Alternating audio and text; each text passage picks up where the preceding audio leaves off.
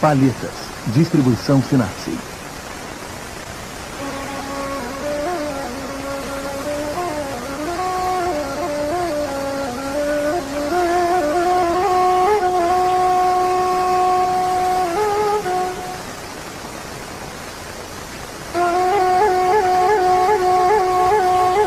Os Jardins do Paraíso. Hamse, ou Os 5 Livros de Nizami, século XI.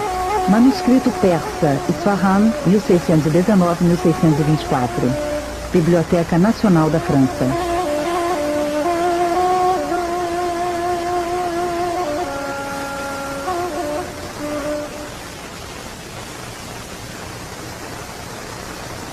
Um grosso volume encadernado composto de 386 folhas grandes, de 23 centímetros por 36,2 centímetros.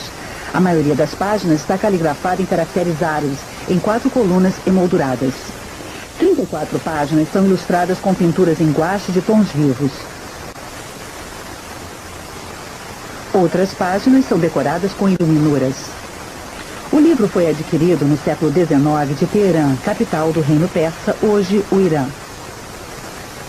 Em 1877, a obra entra para o Departamento de Manuscritos Orientais da Biblioteca Nacional da França.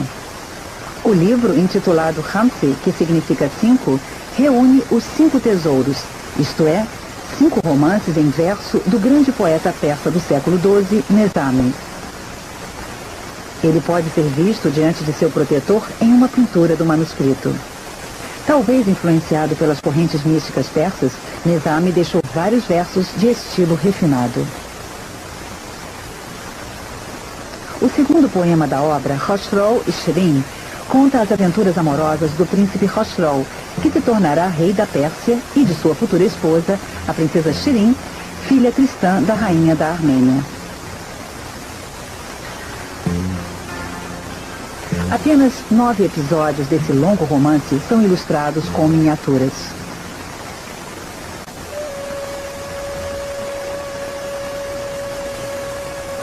Shirin parte em busca do príncipe em seu cavalo negro Shadid.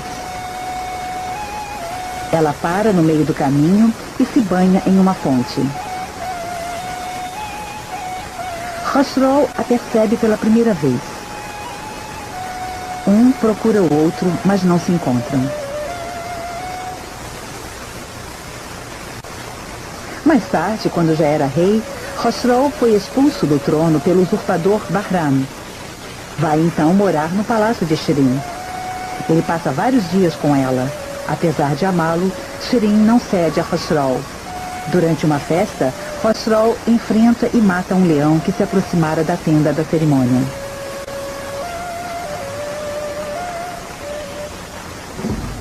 Shirin refugia-se em Bizâncio.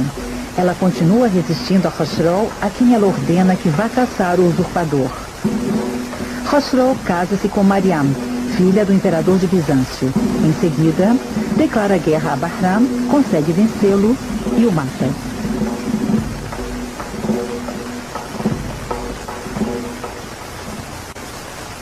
Mas ele sente falta de Shirin e manda buscá-la.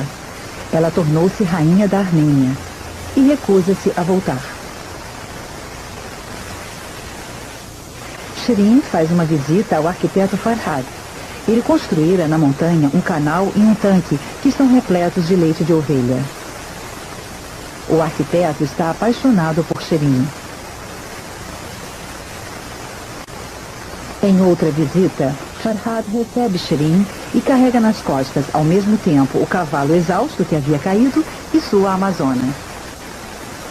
Khosrow, cada vez com mais ciúmes, envia um mensageiro que faz crer a Farhad que Shirin está morta. Ao receber a notícia, o arquiteto cai morto.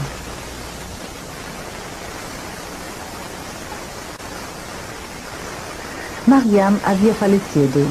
Khosrow casa-se com a bela Shakar em Isfahan.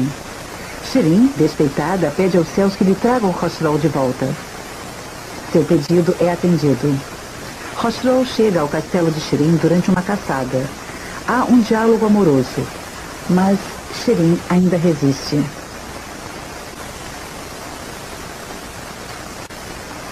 Uma grande recepção. Um músico canta para Shirin. Um outro para Khosrow. Shirin finalmente aceita casar-se.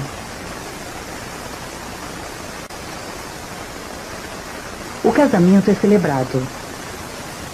Khosrow e Shirin unem-se em seu palácio, mas o pintor prefere mostrá-los em um jardim paradisíaco com uma fonte ao centro.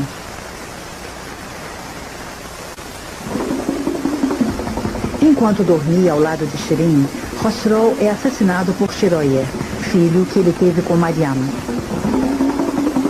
Shirin rejeita as investidas de Shiroye e se mata com um punhal durante o funeral do rei.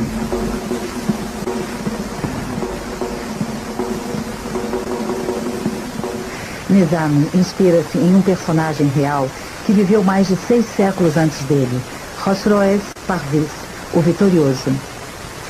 Rei da Pérsia Sassânida entre 591 e 628, ele é, portanto, contemporâneo de Maomé. Ele havia sido o primeiro aliado de Bizâncio, depois seu inimigo.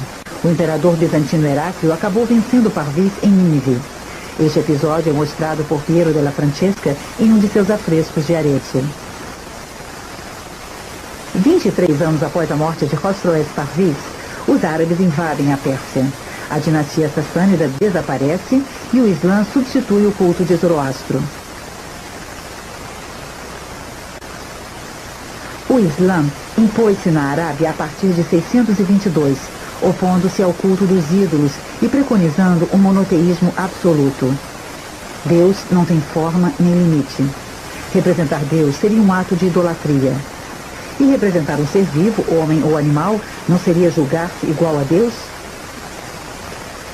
Assim, pouco a pouco, as figuras humanas foram banidas das construções religiosas e dos espaços públicos, mas subsistiram nos espaços particulares e, sobretudo, nas iluminuras dos livros.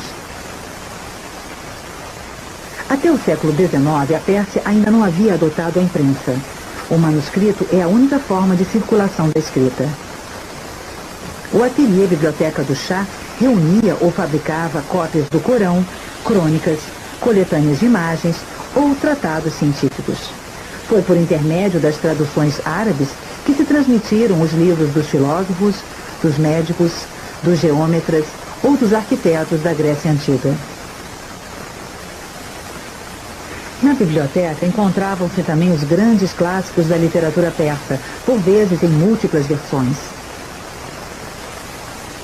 A reputação do livro persa, seu comércio e sua exportação determinaram o surgimento de vários outros ateliês que podiam reunir calígrafos, encadernadores, pintores, papeleiros, tingidores, douradores, preparadores de cores. A partir do século VIII, o papel à base de fibras vegetais, invenção chinesa, disseminou-se por todo o mundo islâmico. O papel do manuscrito é o vergê, importado da Índia, e era dobrado em cadernos de 16 páginas. O mestre da obra decidia quanto ao mastar, isto é, uma folha de papelão ou de madeira sobre a qual se esticavam fios de seda. Em seguida, colocava-se o mastar sob a folha de papel e esfregava-se para que uma leve marca dos fios se imprimisse em relevo na página. O mastar determinava o riscado, o espaçamento das linhas e das colunas, as margens, as iluminuras e até as ilustrações. Textos e imagens eram por vezes dispostos sobre papéis decorados, coloridos, pintados, marmoreados ou salpicados de ouro. Prepara-se o manuscrito salpicando ouro em pó bem fino. Etapa seguinte, o jadval, uma sucessão de traços coloridos ou negros que formavam a moldura dos textos ou das imagens. Por alguns mínimos defeitos, saliências, emendas, é possível adivinhar que as linhas eram feitas com um tira-linhas cheio de tinta ou de guache.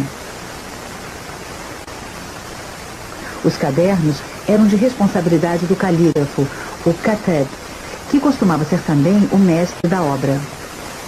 A tradição muçulmana considerava a escrita um dom de Deus, que a teria ensinado diretamente a Adão, e a caligrafia a mais nobre das artes. A escrita, inicialmente retangular, foi seguida de caligrafias cursivas com grandes curvas, linhas grossas e finas, com maior ou menor extensão das linhas verticais. Ibn Muqla, ministro da corte abássida, codificou a caligrafia no século XI sobre bases geométricas. O kalam é a haste de cana talhada segundo regras rigorosas. O ponto quadrado feito com a ponta do kalam é a unidade de base. Serve para dar a medida da primeira letra do alfabeto, o alif, com uma altura de 3 a 12 pontos, variando segundo as escolas e os estilos. O alif, por sua vez, é usado como diâmetro do círculo no qual irão se inscrever as outras letras. Cada página comporta 4 colunas de 20 linhas de escrita. A poesia constitui-se de uma sucessão de dísticos dispostos em 2 colunas sucessivas. O conjunto do Khamseh contém, portanto, cerca de 30.000 dísticos. O manuscrito é em estilo nastálic, tipo de escrita surgido na Pérsia no fim do século XIV. Segundo uma lenda, seu inventor teria visto em sonho Ali, o genro do profeta. Este lhe teria mostrado um voo de gansos selvagens, vindo a servir de modelo para essa escrita cursiva com linhas que se encadeiam, que parecem voar em diagonal ou formam desenhos de galões. O calígrafo assinou ao final de 4 dos poemas. A cópia destas páginas foi terminada no mês de Safar do ano 1034 da égida do profeta abençoado. Ela foi feita pelo escravo pescador Abd al-Jabbar, a quem Deus absolve. São conhecidas várias outras peças deste célebre calígrafo, como um divã de 1620. O manuscrito apresenta muitas outras assinaturas, as de seus diversos proprietários, a do encadernador, que no século XVIII assina no centro de uma flor, e ainda a de um calígrafo do século XIX, que escreve que olho algum jamais viu um livro igual. Uma ilustração de outro poema da coletânea mostra o avô de Khosrow andando a esmo pelo campo em companhia de seu vizir. Nas paredes de um prédio em ruínas, inscrições muito delicadas e poemas. Neste ponto, o pintor das miniaturas dissimulou a sua assinatura. Escrito pelo humilde escravo Haidar Colin Nakash no ano de 1032. O ano de 1032 da Égida corresponde a 1622-1623 da era cristã. 2 dos 5 poemas, dos quais Khosrow e Shirin, referem-se a uma aldeia perto de Bagdad, no Khorasan. Uma inscrição acima de uma porta proclama: quem quer que possua a existência é amigo de Ali e da família de Ali. Amigo de Ali, disse Moheb Ali. Ocorre que Moheb Ali é o nome do rico governador de um distrito do Khorasan. Ele poderia ter trazido artistas do ateliê real de Isfahan. Mas a frase também poderia ser uma invocação. Ali é o genro do profeta, o primeiro imã, ao qual se atribui a tendência xiita do Islã dominante na Pérsia. Devido à sua qualidade, o manuscrito também poderia ter sido uma encomenda real. O Shah Abbas I transferiu a capital para Isfahan. Guerreiro, político astuto, o Shah também é um famoso construtor. Na arquitetura e na ornamentação de seu tempo, encontram-se vários motivos das miniaturas de seus pintores. Esses mesmos pintores também desenhavam padrões para tapetes, cerâmicas, madeiras ou tecidos. As imagens do manuscrito têm 22 centímetros de altura. Os personagens medem 5 centímetros. Os rostos somente 7 milímetros. Seus olhos têm 1 milímetro de largura e as pupilas têm menos de 1/3 de milímetro. Algumas imagens de manuscritos persas ficaram na etapa do desenho. Eixos e arquiteturas traçados com régua, linhas várias vezes repetidas, colocação progressiva e equilibrada das formas ou das futuras superfícies coloridas. A pintura é um guache simples à base de água. A principal liga é a goma arábica. A maioria dos pigmentos é comum a toda a bacia mediterrânea desde a antiguidade. Branco de cerusa, amarelos do ouro pigmento, do ocre amarelo e do açafrão, laranjas do ninho, do realgar e do cinabre, lacas vermelhas vegetais ou extraídas da cochonila, lápis lazuli proveniente das montanhas do Badakhshan, azurita e índigo. Obtinham-se os verdes pela mistura do índigo e do ouro pigmento. A cerusa e o índigo davam um azul claro. A cerusa e o ninho davam o rosa da carne. Lápis lazuli, cinabre e laca davam um violeta. O ouro e a prata, reduzidos em solução ou em folhas às vezes cinzeladas, eram muito utilizados. Fontes, rios ou canais pintados em prata oxidaram-se, ficando então escurecidos.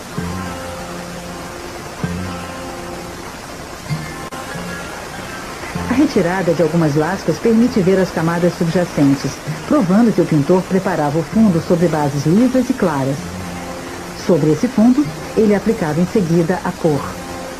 Só depois cuidava dos detalhes. Traços do rosto, roupas, flores, motivos dos tecidos ou das construções. Ele ainda repintava as linhas com tinta preta para reforçar os contornos de objetos e personagens. Certos motivos minúsculos e repetitivos deviam levar dezenas de horas para serem feitos. Uma única ilustração podia exigir meses de trabalho. Os artistas gostavam de dar provas de virtuosidade com pincéis muito finos. Daí a abundância de cabeleiras ou longos bigodes figurados pelo a pelo, penteados com penachos, tecidos ou tapetes com motivos delicados. Várias imagens mostram a posição dos miniaturistas e dos calígrafos no trabalho. A pintura, concluída e seca, era delicadamente polida até ficar lisa e brilhante como o esmalte. A cor é quase sempre arbitrária.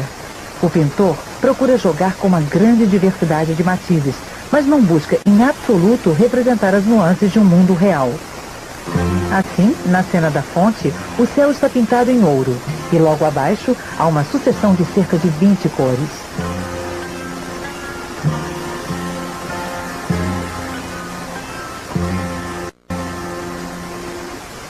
Os pintores não figuravam as sombras, não se diferenciava o dia e a noite.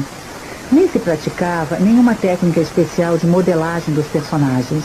No entanto, alguns objetos, como os rochedos, eram trabalhados com a ajuda de pinceladas de aguada, de modo a obter leves efeitos de relevo. O ponto de vista é sempre elevado, como se as cenas fossem vistas de uma montanha, de uma torre ou do céu. É uma espécie de ponto de vista divino. Às vezes, o pintor sugere planos sucessivos, mas ele não parece levar em conta o distanciamento. Os dois personagens, ou seu cavalo, têm o mesmo tamanho. As flores do primeiro plano são idênticas às do último plano.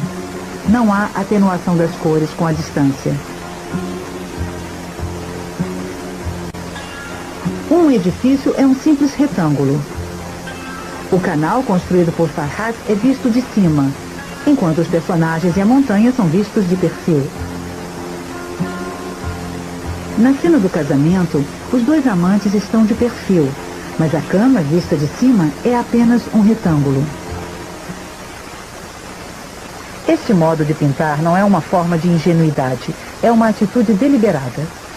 Elementos de perspectiva já existiam em épocas anteriores, desde a antiguidade romana, e o pintor mostra que saberia aplicá-los. Por exemplo, no trono hexagonal de Khosrow, no teto do palácio e nos dois candelabros da cena do assassinato. Várias imagens ultrapassam seus limites. Esta abertura paradoxal do quadro tornou-se uma figura clássica da miniatura persa.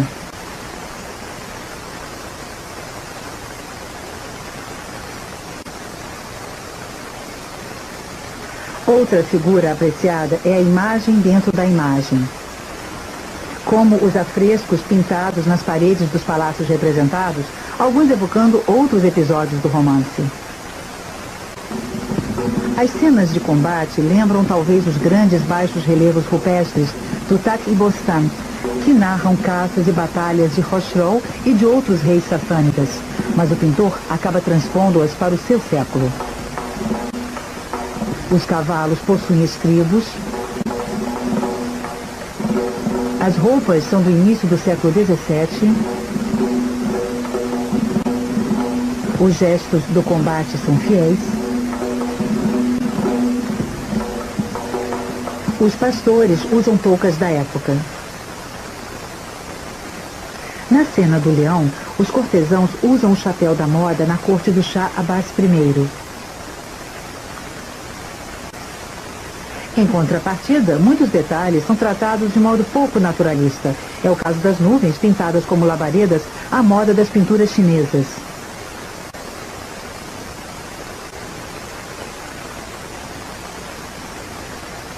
Ou das árvores, às vezes estilizadas ao extremo. Enfim, como nas imagens bizantinas medievais, os personagens não são diferenciados de forma alguma. É com dificuldade que se identifica Khosrow no meio de seus cortesãos. Ou Shirin entre suas seguidoras. Contudo, o pintor tem a preocupação de fazer envelhecer o rei entre a primeira e a última imagem. Na Pérsia, como em outros países islâmicos, as proibições nunca foram absolutas. Para contornar os hadith, os princípios religiosos decorrentes dos preceitos do profeta, os pintores inventaram pouco a pouco um mundo imaginário. As cores puras e arbitrárias, a ausência de sombra, de modelagem, de perspectiva, as arquiteturas reduzidas a formas geométricas lembram o tempo todo a inverossimilhança desse mundo pintado.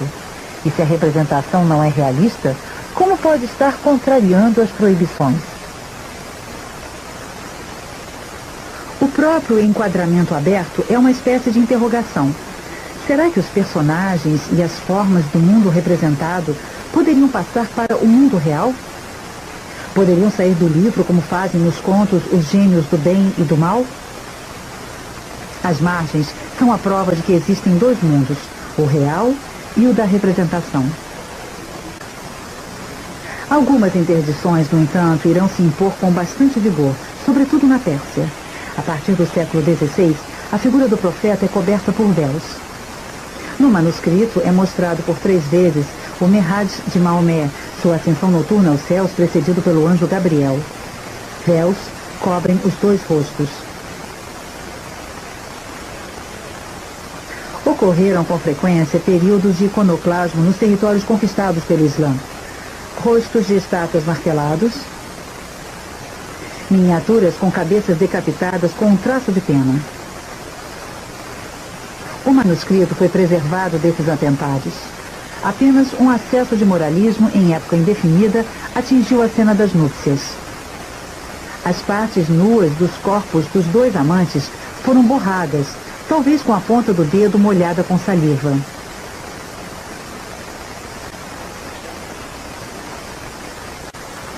O xiismo faz coexistir um sentido literal do Corão com um sentido oculto, ou até vários níveis de sentidos ocultos. Da mesma forma, os poetas persas gostavam de brincar com significados secretos. Em cada época, buscaram-se alegorias nos poemas. O amante à procura da amante, o encontro incessantemente adiado, poderiam ser metáforas da alma buscando a fusão mística com Deus. É difícil encontrar esse duplo sentido nas imagens. Mesmo que não exista realismo nelas, as cenas contam sempre histórias de seres humanos bem vivos. A relação especial com as imagens teve ainda outras consequências. O manuscrito se abre em uma página dupla com iluminuras e cada um dos romances começa por um frontispício ornamentado. Os motivos principais são vegetais. São numerosas as metáforas de fertilidade vegetal no Corão, texto escrito no seio de um povo que vivia bem próximo de desertos estéreis. Hastes, gavinhas, flores, folhas, florões, estão entre as figuras mais frequentes das artes islâmicas. Essas formas ramificadas se desdobram em curvas e contracurvas, entrelaçando-se e formando cavidades e compartimentos.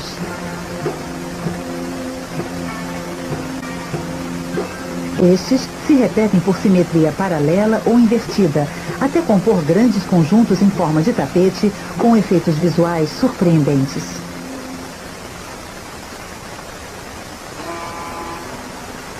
Alguns viram aí uma transcrição matemática do divino inspirada pelos antigos gregos.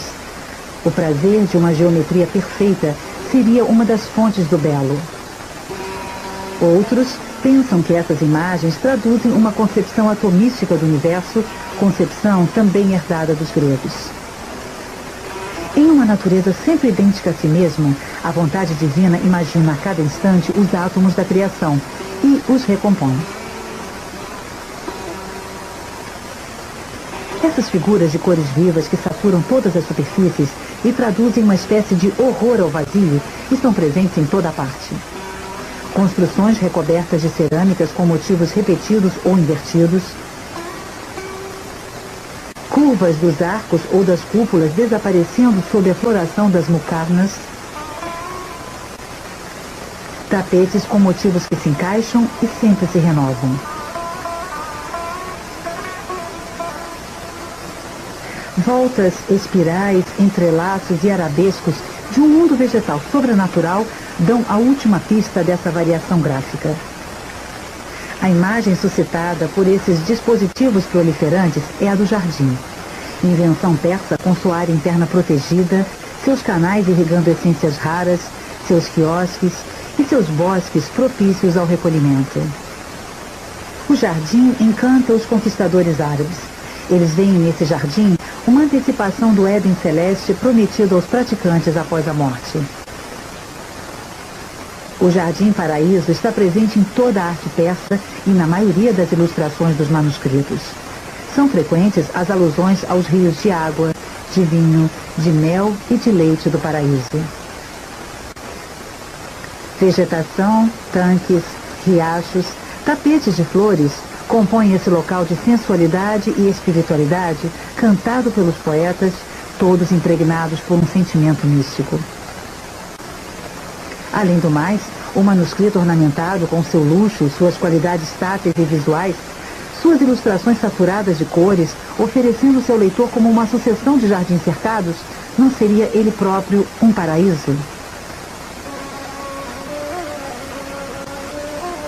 Quando ela fala, são 1000 perturbações inebriantes, 100.000 doces beijos que seus lábios merecem, lábios de rubi, dentes puros como pérolas. Diante de seu rosto tão encantador quanto a lua, a razão se vai, e seus negros cabelos cacheados desatinam tanto o coração como a alma.